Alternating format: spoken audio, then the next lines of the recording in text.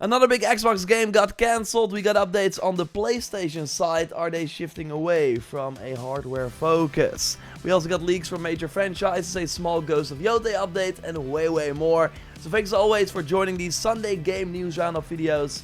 And let's go. Maybe you already saw this headline. Sony is moving away from a hardware-centric model to a platform business. And what they mean by that is that they want to focus more on community and engagement instead. Now, I saw some people interpret this as a reduced focus on consoles, but that is not really true. For one, Sony simply now makes more money from creating content, as next to games, music and movies are also their biggest revenue drivers, not the other hardware they sell. But what Sony is also seeing is that by increasing how much time people spend on their hardware and use their services, that increases their revenue as well. Look for example at the fact that PlayStation 5 now sold 80.3 million units. We learned that this week, which is just 2 million behind the PlayStation 4 at this point in the life cycle. So sure, they are behind, but remember that the PS4 already had many price drops at this point, while the PS5 actually went up in price in many regions. But Sony also notes that they have 32% more monthly active users compared to the PS4 during that time period, and they also make 50% more money from network services, so PlayStation Plus,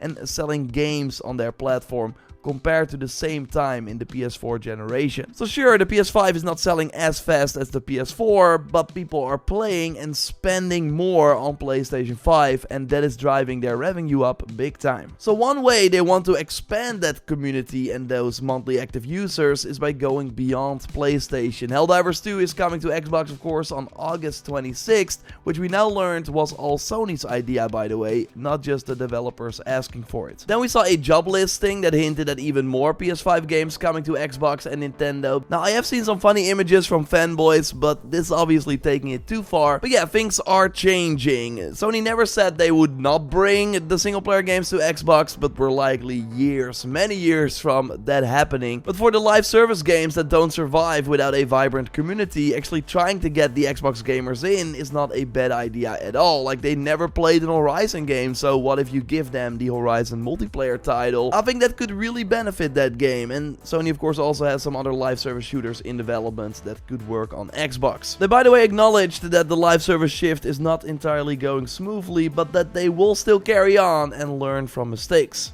Now sure, let's see if they actually can make it work, but the bottom line is that their business is doing really well right now, but they are heavily reliant on people buying and playing on PlayStation, and with the younger generation preferring PC and mobile, and they also prefer to play the type of games that Sony is still not really able to successfully produce, aka social live service titles. So I really think they need to prove that they can pivot in these next few years while maintaining their foothold as the AAA single player powerhouse to not lose the actual fans they already have. I think it will be fascinating to follow. We'll of course keep you posted here and share your thoughts in the comments down below.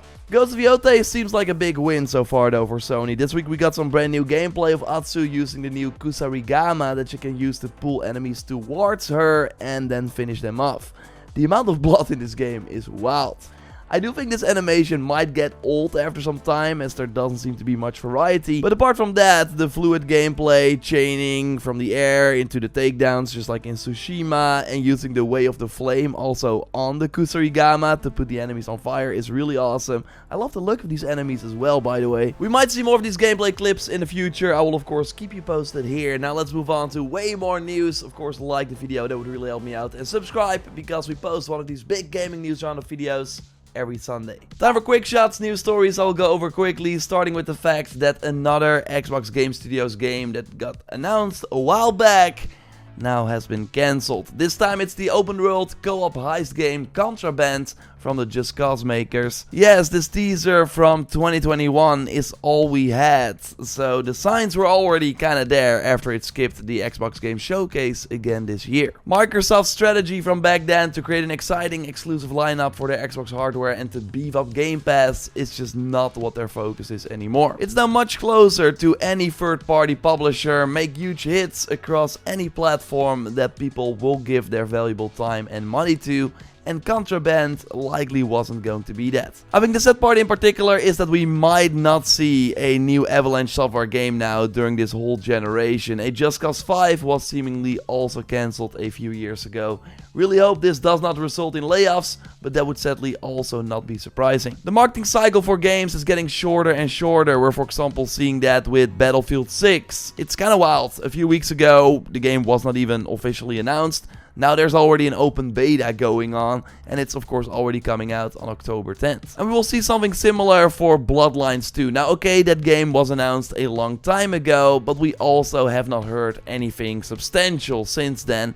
And it's still supposed to be out this year. Well, a store now put up a box art and an October 21st date for the game that has already been removed, but Rewalk on Reddit was able to snatch a screenshot. So the big push will likely start at Gamescom if I had to guess. The question is, will it be any good though? The Seattle vampire setting I think is appealing, but it does seem to focus way more on your vampire powers and the combat instead of the story, dialogue and other RPG elements that I know many people liked from the first game. But curious what your take on this is in the comments down below. Again, I think we will see it very soon. Let's do the rumor roundup. Every week I look at the biggest rumors and leaks and give stars, with 3 being I believe it and 1 being let's take this with a huge grain of salt. We now namely got Multiplayer First saying that sources reported to them that Starfield will come to PS5 in 2026 alongside Expansion 2. And they narrow it down to spring 2026, so mid-March till mid-June currently being the plan. Well, then it will obviously be early spring, as mid-May and up is a GTA 6 territory that any publisher would want to avoid. We know that the plan was for Starfield to get annual expansions. This is what Todd Howard said in an interview with Maddie before the Shattered Space DLC release.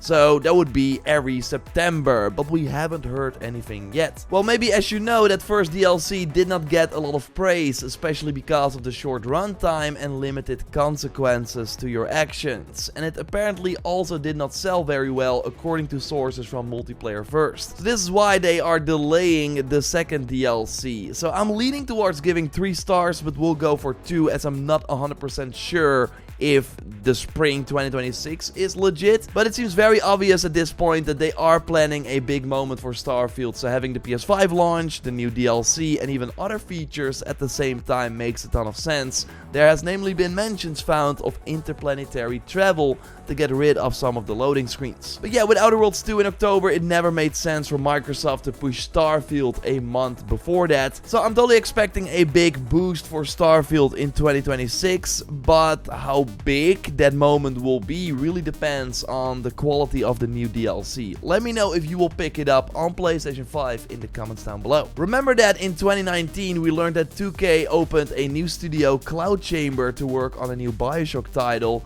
Well, that is all the official news we have about this next game. But now we have a brand new report that reveals why it's taking so long. Jason Schreier on Bloomberg namely talked to some people in the know, noting that the new BioShock recently filled a review by executives at 2K Games. They are now changing leadership and are in particular trying to fix the narrative in the coming months. They note that they have a good game now, but they want it to be a great game. Sounds like a 2027 title at the earliest, and I'm fine with that. Let them take their time. It would be really awesome to get a great BioShock game, although we will of course likely have Judas from Ken Levine, of course the director on the first BioShock and Infinite, before this new BioShock title releases. And yeah, it looks a lot like BioShock as well. So 3 stars for this report. Jason of course has an amazing track record, and he also reports something sad, namely that 2K was also developing a remake of the first BioShock, but that was shelved earlier this year, according to people familiar with the plans. Now come on, a BioShock 1 remake would have been so awesome. Seeing that world with today's graphics, I think they could really up the horror, in particular for that game. It has almost been 20 years since BioShock 1 came out. Do you feel old yet? Many people that are gaming now have never touched it, so I hope they revisit the plans of doing a remake. Let me know in the comments down below if you look forward to a new Bioshock game. This coming week, we are 1 week away from Gamescom, so I'm expecting some more hype built towards the event that will be on Tuesday, August 19th. We will, of course, be live reacting to that Jeff Keighley show, so keeping you up to date here. And if you missed it, totally check our hands-on with Phantom Blade Zero. Dennis went to China. We got a ton of new gameplay and info. You can watch it by clicking on the screen. Subscribe, of course. We got way more videos coming this week, and I will speak to you soon. Goodbye.